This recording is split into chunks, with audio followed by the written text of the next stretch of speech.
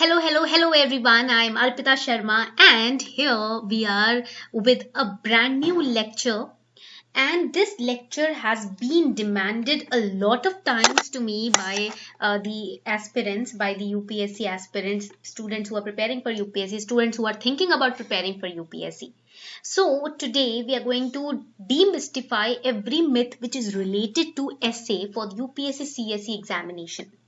As we all know that essay is the major part which can break or make your UPSC CSE mains examination. Basically essay पे depend करता है कि आपका exam अच्छा mains का जो आपका रिजल्ट है वो जैसा आप समझ रहे हो पॉजिटिव वैसा जाएगा या नहीं, बिकॉज ऐसे आपकी क्रिएटिविटी बेस्ड होता है. ठीक है, essay is always based on the creativity of the aspirant. Here they are not going to जज your current events knowledge. They are not going to judge your mind, your brain, etc. They are just going to see how well you present your thoughts. Okay जो भी आप सोचते हो, जो भी आपके thoughts हैं, उसको कितने अच्छे से प्रेजेंट करते हो, कितने अच्छे से सामने प्रस्तुत कर रहे हो पेपर पे.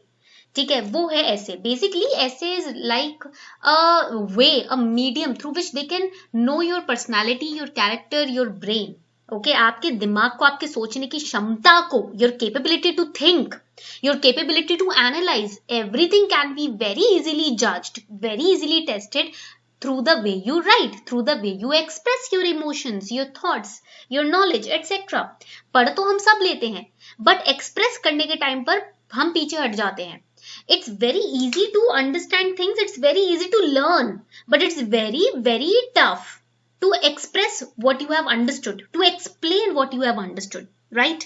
इसलिए कहते हैं कि भाई समझना तो easy है, but जो समझे हुए को अच्छे से समझा दे किसी और को, तब हम मानेंगे कि उसने खुद ने अच्छे से समझा. ठीक है, हम कैसे जज कर सकते हैं कि आपने कोई चीज अच्छे से लर्न कर ली है, समझ ली है? आपकी कैपेबिलिटी से कि आप कितने अच्छे से उसे मुझे समझा देते हो. ठीक है, तो वही चीज ऐसे में टेस्ट की जाती है. ऐसे में एक फ्यूचर ऑफिसर की वे ऑफ एक्सप्लेनिंग थिंग्स को टेस्ट किया जाता है. That is essay. Basically it's like a viva, viva kind of thing, but written viva. Okay, so before we understand how to practice an essay, we should understand what is the syllabus of essay. ठीक है, पहले ये समझना जरूरी है ना कि भैया सिलेबस क्या है essay का. when you know the syllabus you can very easily explain. So here we are going to look at the UPSC CSE syllabus. ठीक है, जो UPSC CSE का syllabus है ना, उसको हम समझ लेते हैं इधर. ठीक है, तो आप इधर देखोगे यूपीएससी की वेबसाइट से हमने ये सिलेबस निकाला है. Here you can see that the mains examination, that is a written exam, it will consist of the following papers. We have qualifying papers, वो हम बाद में डिस्कस करेंगे.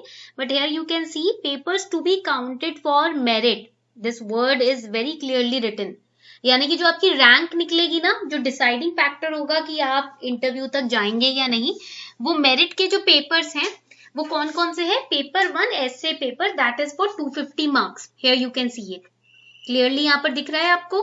ठीक है, that means essay paper will also be counted for merit. Okay, now here we see the syllabus. Paper 1 essay, candidates may be required to write essays on multiple topics. So that means there will be multiple topics on which you will be required to write an essay, and they will be expected. Multiple topics means topics from different areas. Okay, ऐसा नहीं है कोई एक ही specific area से ऐसे पूछा जाता है.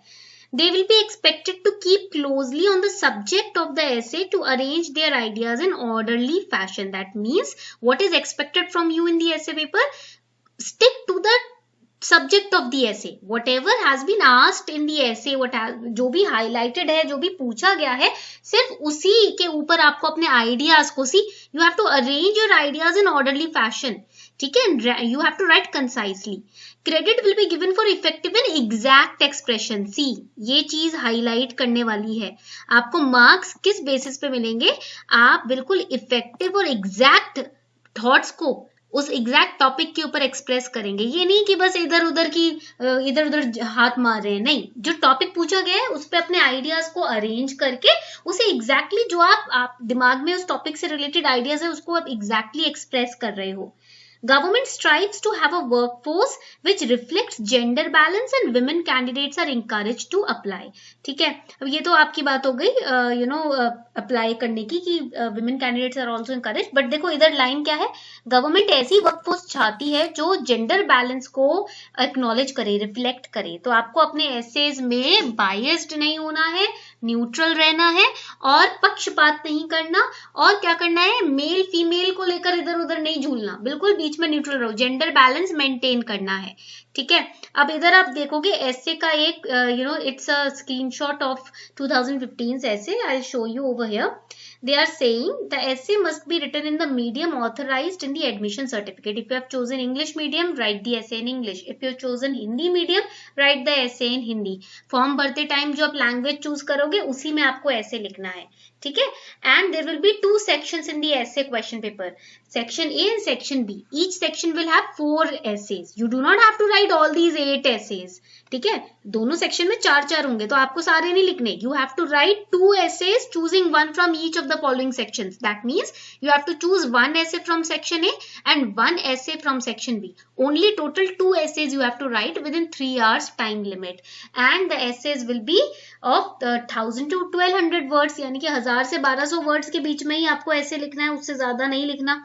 ठीक है, और आपके मार्क्स आप इधर देख ही सकते हो, 2 into 125 250 मार्क्स का आपका टोटल हो जाएगा। ठीक है, पॉइंट क्लियर हो गए यहाँ पर।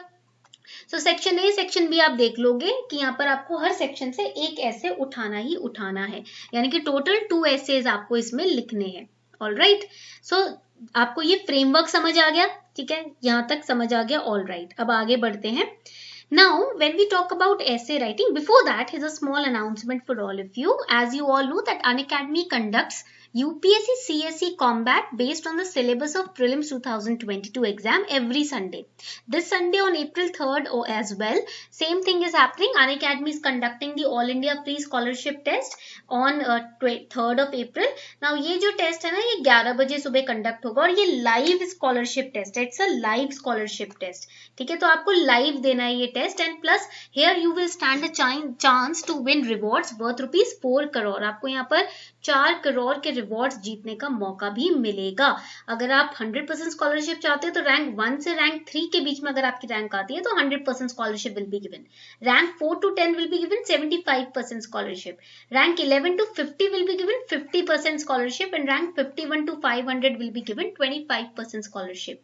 Here, if you click on the link which is given below, if they ask for an invite code, you can type Arpita10, Arpita10, and you can participate in this essay. 60 minute का ही होगा, 11 बजे live test होगा और इसमें 56 questions आपको solve करने पड़ेंगे। Pre 2022 की तैयारी है ये all India free scholarship test UPSC CSE combat. Okay, so do not miss it at any cost. Okay, चलो आगे बढ़ते हैं।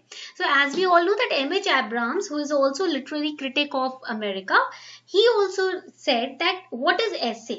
Essay is any short composition in prose that undertakes to discuss a matter, express a point of view or persuade us to accept a thesis on any subject. ऐसे क्या है, कोई भी एक टॉपिक, कोई भी एक सब्जेक्ट जिसपे आप अपने व्यूज एक्सप्रेस करते हो, उस सब्जेक्ट को डिस्कस करते हो, वही होता है ऐसे। ठीक है, आप अपने थॉट्स एक्सप्रेस कर रहे हो उस टॉपिक के ऊपर। And essays can be of 2 type, formal essay also, informal essay also, but in UPSC we write formal essays. UPSC में हम फॉर्मल एसेज ही लिखते हैं। So that means they should be impersonal, they should be neutral, they should not be biased, neutral होने चाहिए essays. And here do not ever use any form of conversation in the essay. First person reference तो देना ही नहीं है, आई करके तो लिखना ही नहीं है, कोई भी कॉन्वर्जेशन नहीं आपको यहाँ पर, क्योंकि इट्स फॉर्मल ऐसे ना। ठीक है, here you have to express facts, statistics. For example you can quote government reports, current events. Okay, तो मैंने आपको बताया ऐसे आपको 2 ही लिखने होंगे 3 घंटे के टाइम फ्रेम में। हर एक जो ऐसे आप लिखोगे वो 125 नंबर का होगा। टोटल 2 ऐसे हैं तो 250 नंबर का हुआ। 4 ऐसे हर सेक्शन में आपको चॉइस मिलेगी, आप उसमें से एक पिक करोगे। ठीक है, पॉइंट क्लियर हो गया। अब यहाँ आपको एक पॉइंट याद रखना है, दैट फॉर ऐसे paper be argumentative and imaginative. Now argumentative never means that be negative or argue about everything. No, argumentative in the positive sense. Put your arguments, put your thoughts, your beliefs, your imagination, your explanation in front of the examiner, and be imaginative, be creative. जितना creative होगे उतना ऐसे आपका निखर कर आएगा. ठीक है, पॉइंट क्लियर हुआ. तो ये जो एकेडमिक ऐसे आप लिखते हो ना यूपीएससी के पर्सपेक्टिव से, UPSC wants an academic, a formal piece of essay, formal piece of writing. That means you should have a very clear structure on what you are writing and how you are going to present it. ये नहीं कि बस topic पढ़ा धड़ाधड़ लिखना शुरू कर दिया, नहीं. When you go through a topic, for example, here the topic is quick but steady wins the race. That means quick but steady. Quick मतलब चलो आप जल्दी तो हो, फुर्तीले तो हो, but steady. That means you are very well balanced mentally also, emotionally also. Only then you can win the race.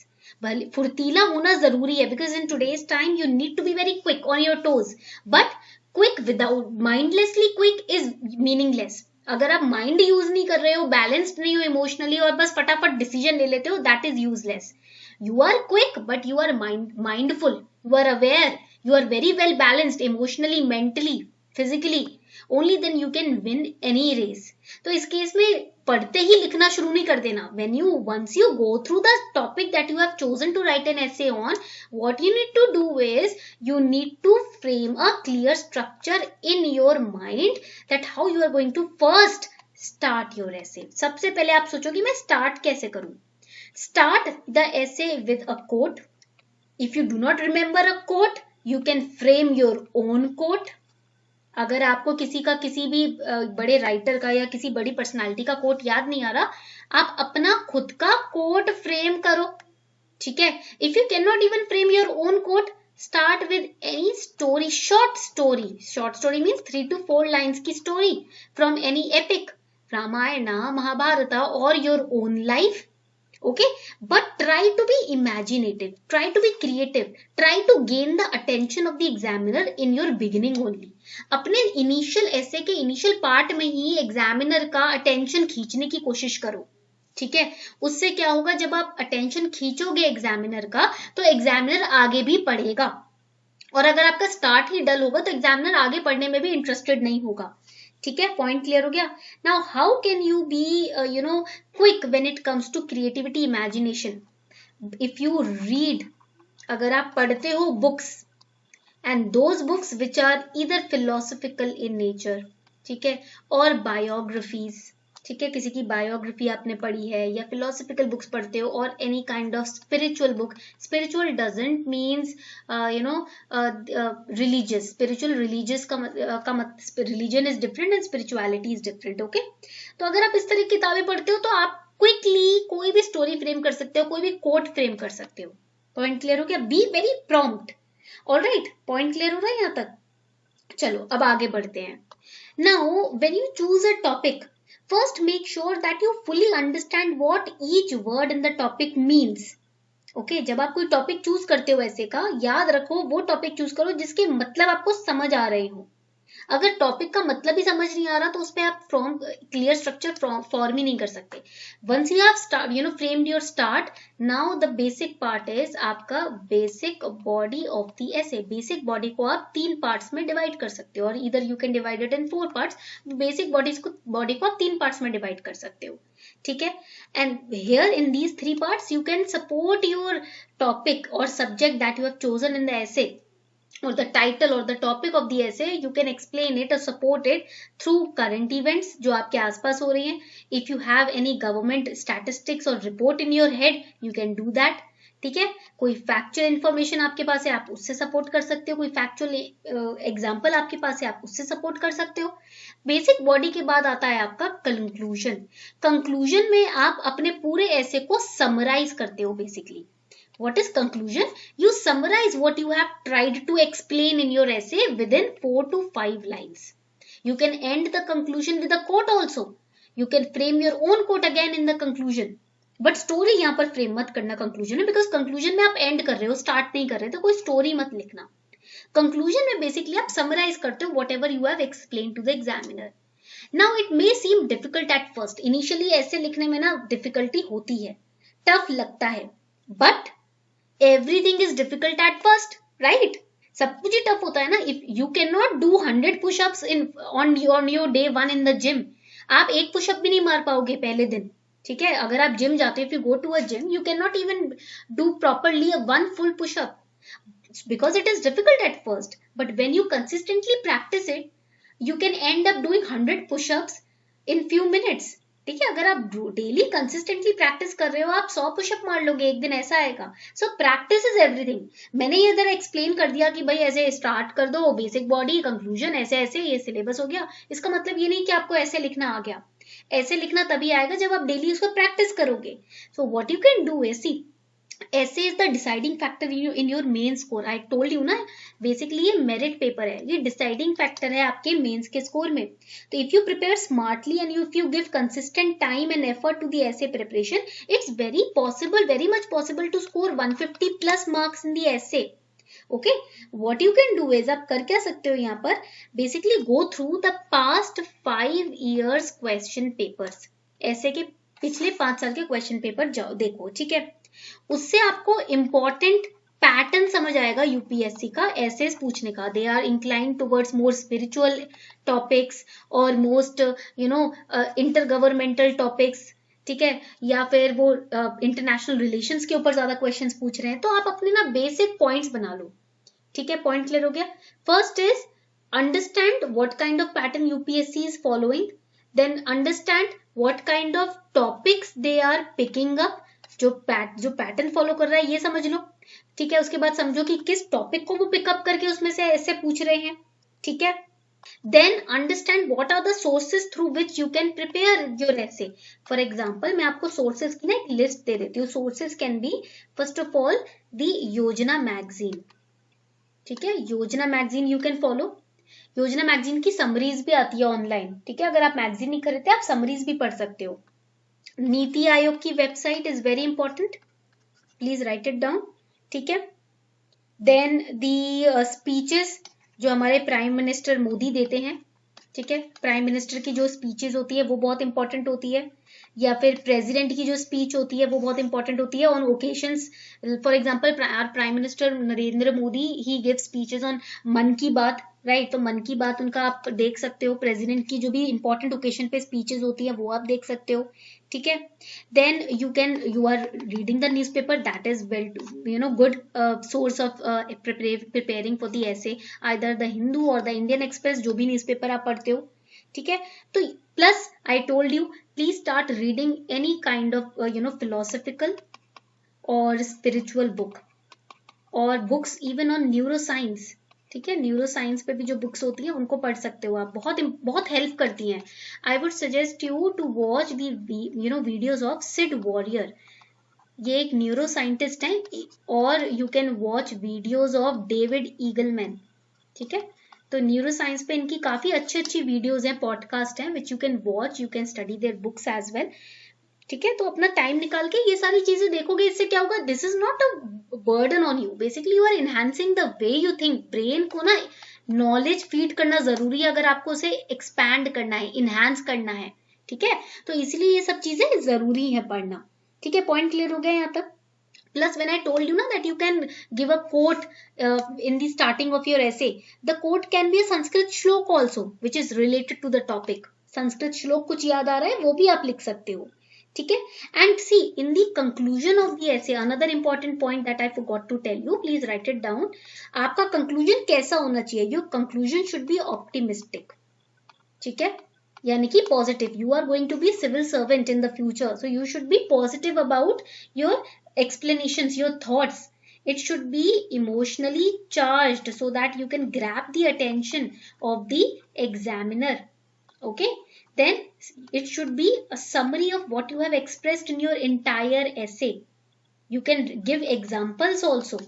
ठीक है, and conclusion should be such that should leave a very powerful impact on the examiner. examiner पे बहुत powerful असर होना चाहिए कि आपका ऐसे पढ़ के ना उसको 2 मिनट लगे कि हाँ भाई बंदे ने कुछ बात बोली है. पॉइंट क्लियर हुआ?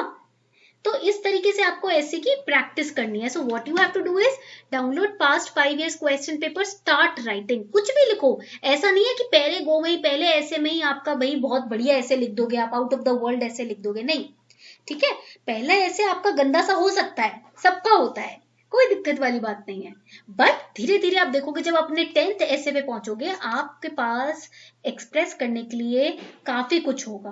Plus daily reading is important, it is must and consistency is must. Daily सोने से पहले एक ऐसे लिखो, एक ऐसे मस्ट है, ठीक है।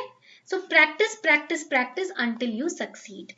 तो कैसे आपको प्रैक्टिस करना है ऐसे के लिए? By being consistent, by understanding the syllabus, अब तो आपको पता चल गया, by understanding the pattern, that also you know, by understanding how to start, how to frame the body and conclude, that also you know, I've told you the sources also. Now what you know is left, your own hard work, your own effort is left, that you have to put in by yourself. Okay, I hope you enjoyed through this lecture. मुझे उम्मीद है कि आपने इस lecture से काफी कुछ सीखा होगा. So we are wrapping up on this note. Thank you and have a beautiful day ahead.